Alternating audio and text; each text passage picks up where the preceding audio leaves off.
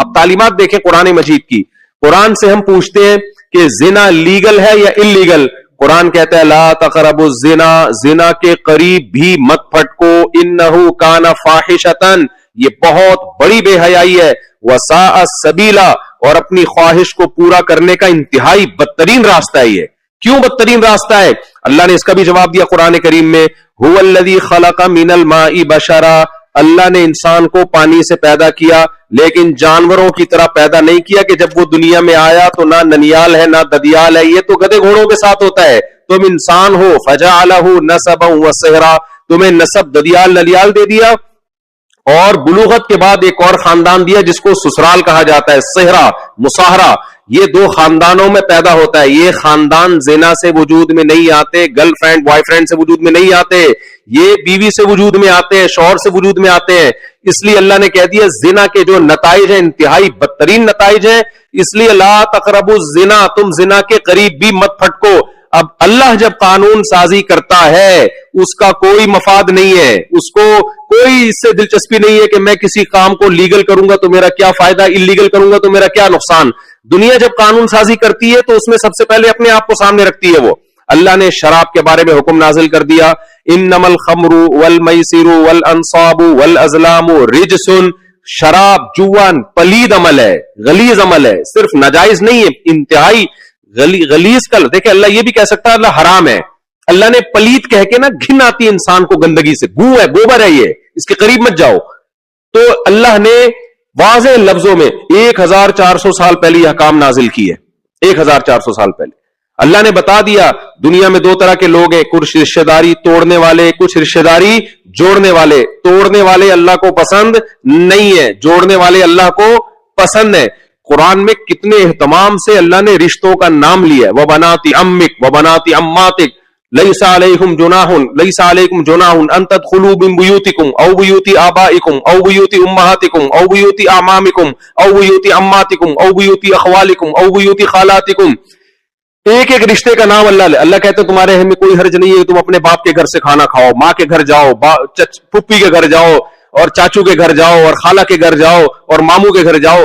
بھئی اللہ کہہ سکتا اپنے ریلیٹیوز کے گھر جا سکتے ہو, لیکن ایک ایک رشتے کا اللہ نے نام لیا, یہ بتانے کے لیے کہ اسلام فیملی کو ویلیو دیتا ہے. تو فیملی والا آدمی اللہ کی نظر میں محبوب ہے, پسندیدہ ہے. گرل فرینڈ بوائے فرینڈ سے فیملیاں وجود میں نہیں آتی, تو ہمارے رب نے اس سسٹم کو حرام قرار دے دیا. بتاؤ یہ خدائی تعلیمات کے علاوہ کسی اور کی تعلیمات ہو سکتی ہے ایسی؟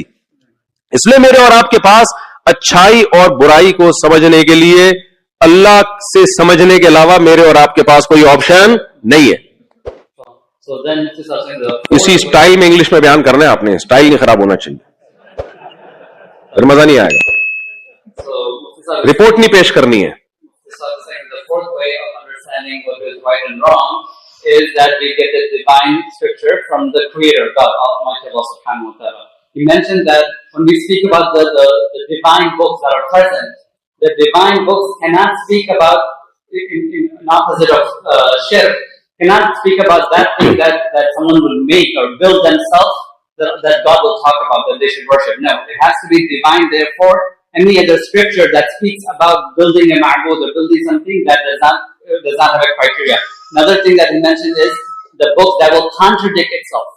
The books that will contradict itself. So therefore, the only kitab, only divine book that we recognize that is there, that has not changed, and it speaks about Tawheed, is the Quran al-Kareem. That from the time it was revealed to Prophet ﷺ until this day, it never changed.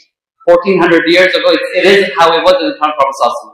Now in this kitab, the Quran, the divine, the guidance for making sure that this mankind can make a selection of good and bad and will become a good person, is Allah subhanahu wa ta'ala has no benefit in providing those details. I gave an example of alcohol. But so Allah subhanahu wa ta'ala has made example that this is not this haram, but this is khabith from khaba'ith. That is, you have to have your hatred towards this, because this is something that will benefit us as human beings. Another example was given regarding zina, that fornication and the adultery, that Allah says don't even come close to it. So this is something that is not benefiting Allah subhanahu wa ta'ala. The rules and regulations in the Quran that is for mankind, for the benefit of the mankind, it does not benefit, say after me, it does not benefit Allah. I'm trying to say this style. So it does not benefit Allah subhanahu wa ta'ala. Rather, it's only for our benefit. Right? The third example that Mufti Sahib gave is that any other aspect in the Quran that is mentioned, it's for our benefit, and hence this is the guidance that Allah has kept for us, and no other kitab, there is no other guidance that has came down that would provide this. So we have to, my dear brothers and sisters, accept this as a divine command from Allah subhanahu wa ta'ala that will benefit us and will provide us the criteria of being good, and also provide the criteria of being bad, so that we can make the right choices. تو یہ جو میں نے قرآن کی آیت پڑھی ہے نا، یہی ہے فَأَمَّا مَنْ طَغَى وَآثَرَ الْحَيَاةَ الدُّنْيَا فَإِنَّ الْجَحِيمَ هِيَ الْمَأْوَى. اللہ کہتا ہے کہ میری نظر میں برا وہ ہے کہ جب دنیا اور آخرت کا ٹکراؤ ہو، کچھ خواہشات ہماری ایسی ہیں جو حلال ہیں، ہم کھانا کھاتے ہیں، ٹریولنگ کرتے ہیں، اور دنیا کی بہت ساری لذتوں سے ہم فائدہ اٹھاتے ہیں.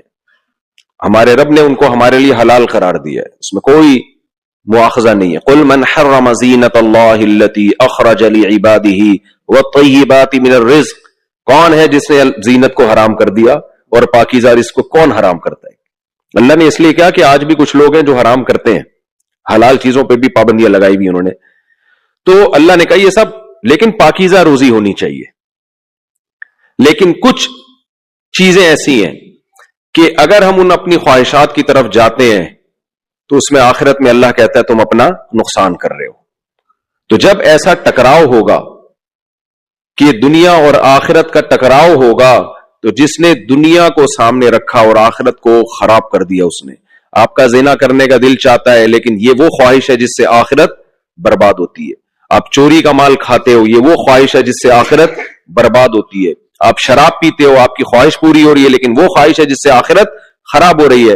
تو اللہ کہتا ہے جس نے دنیا کو ترجیح دی اور آخرت کو برباد کر دیا، تو آخرت میں میرے پاس اس کے لیے کوئی ٹھکانہ نہیں ہے. فَإِنَّ الْجَحِيمَ هِيَ الْمَأْوَى. جہنم کی آگ اس کا ٹھکانہ ہے. وَأَمَّا مَنْ خَافَ مَقَامَ رَبِّهِ وَنَهَى النَّفْسَ عَنِ الْهَوَىٰ. اور جو اپنے رب کے سامنے کھڑے ہونے سے ڈر گیا، اس کو احساس ہوا کہ جو کچھ میں کر رہا ہوں کل اللہ کے سامنے مجھے اس کا حساب دینا ہے، اور کتنا خوف پیدا ہوا اس کے اندر. وَنَهَى النَّفْسَ عَنِ الْهَوَىٰ. الف لام عہد کا یہاں پہ بری خواہشات سے اپنے آپ کو روک لیا اس نے. خواہشات سے نہیں بلکہ کس سے؟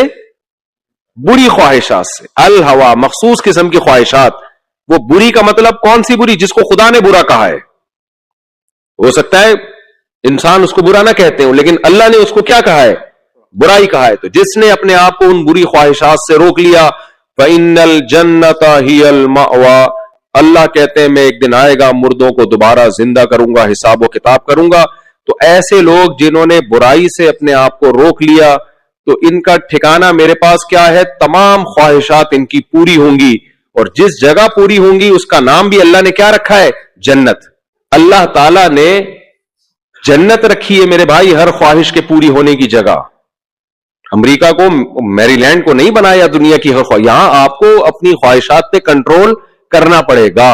یہ نہیں ہے کہ آپ امریکہ آ گئے اور آپ ایک خوبصورت سٹی میں ہیں تو اب آپ کے لیے سب کچھ. وہ کل کسی نے بتایا کہ پاکستان سے کوئی صاحب آئے یہاں ملنے کے لیے، یہاں جب آئے ہیں امریکہ آئے، ان کا ایک خیال تھا میں امریکہ جا رہا ہوں، یہ ہوگا وہ جو ایک امریکہ کا ایک تصور ہے ہمارے دماغوں میں، پاکستانیوں کے اور انڈین کے دماغ میں. تو جب یہاں آئے تو اتفاق سے جن کے یہاں ٹھہرے وہ سب تبلیغی جماعت سے ان کا تعلق ہے. بچیوں کا سب کا اسکارف تھا، نماز کے ٹائم پہ نمازیں بھی، سردیوں میں نمازیں بھی، ابھی تو گرمیاں ہیں لیکن سردیوں میں ٹھک ٹھک نمازیں بھی جلدی ہوتی ہیں. تو انہوں نے کہا یار میں عمرے پہ ہی چلے جاتا زیادہ اچھا تھا. میں تو امریکہ آیا تھا، بڑے خواب دیکھے تھے، یہ تو میں ایسی جگہ آ گیا ہوں کہ اس سے بہتر تھا میں کیا کرنے چلا جاتا، عمرہ کرنے. تو بھائی خواہشات پاکستان میں بھی حرام ہیں، ناجائز خواہشات. وہ انڈیا میں بھی حرام ہے، بنگلہ دیش میں بھی حرام ہے، افغانستان میں بھی حرام ہے، پاکستان میں بھی کیا ہے؟ حرام ہے. اور امریکہ میں میری لینڈ میں بھی کیا ہے؟ وہ حرام ہے. کیونکہ یہ زمین کس کی ہے؟ اللہ کی. تو آپ کو ناجائز خواہشات کو پورا کرنے کی اجازت نہیں ہے.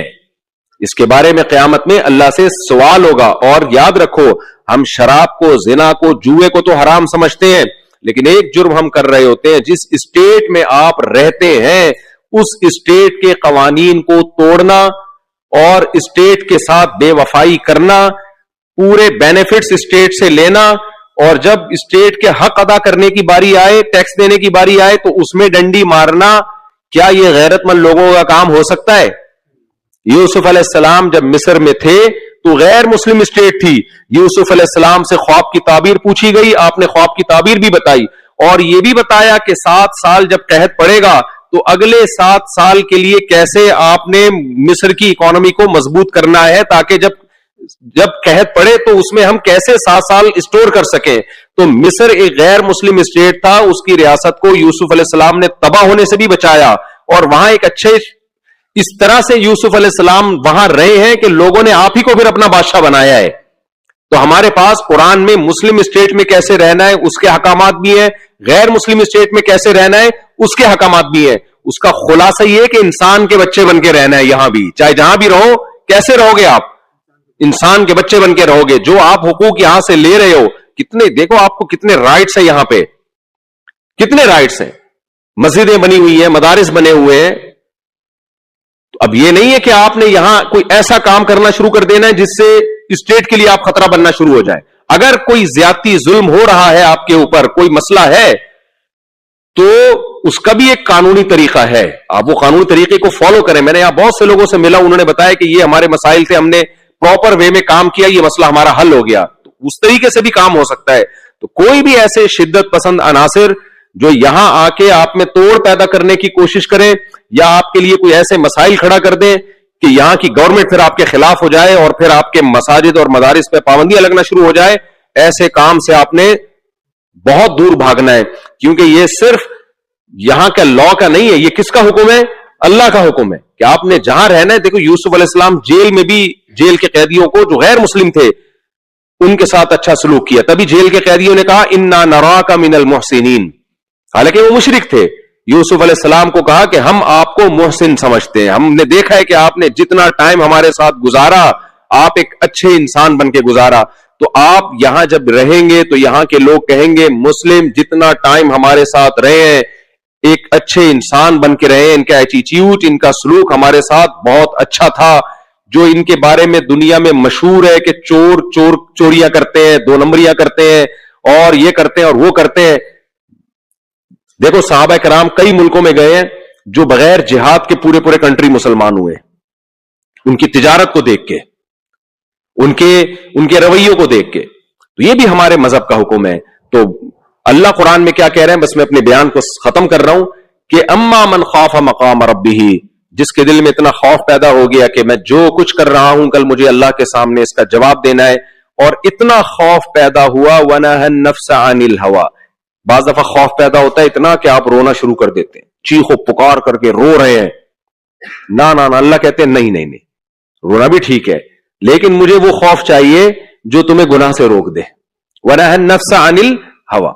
ہم دیکھتے ہیں اعتکاف میں ہمارے یہاں لوگ بیٹھتے ہیں نا, پاکستان انڈیا میں مسجدوں میں 27ویں رات کو بہت دعائیں ہو رہی ہوتی ہیں, رو کے ایسے زبردست, اور اگلے دن فلم دیکھنے کا ارادہ ہوتا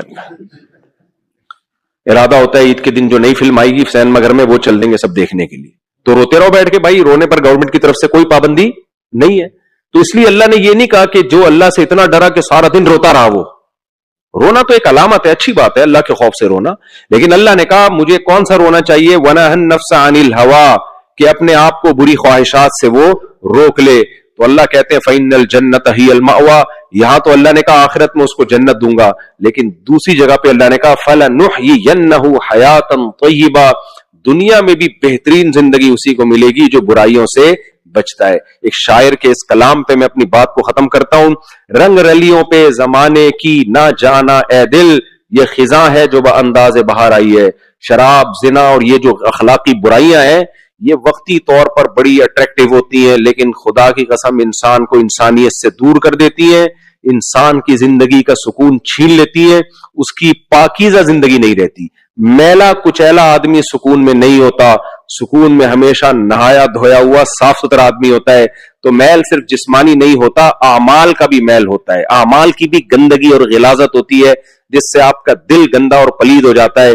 تو جب اعمال جو انسان توبہ کرتا ہے اور برائیوں کو چھوڑتا ہے تو وہ اندر سے کیا ہو جاتا ہے, ایسے جیسے نہا کے غسل کیا اس نے. تو اللہ اس کو دنیا میں بھی پاکیزہ زندگی دیں گے اور آخرت میں بھی پاکیزہ زندگی دیں گے. So Mufti Sahib is concluding that spoke about the four criteria. And the fourth one is where Allah subhanahu wa ta'ala's wahi will dictate what a person, how can a person become right or wrong, how they can choose a right and wrong.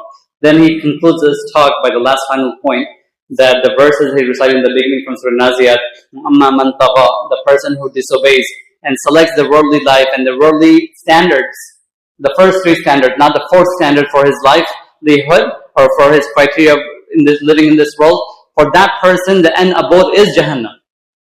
So Musa was saying that this is what the khahishat, our desires are all spread out.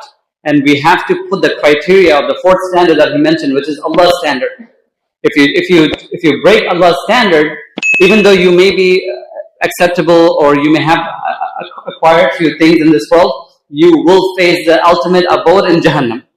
And then the second verse that Allah says, وَمَنْ خَافَ, the person that who has taqwa, the one who fears Allah subhanahu wa ta'ala, and then who puts away the khahishat, the desires, the evil desires of this world.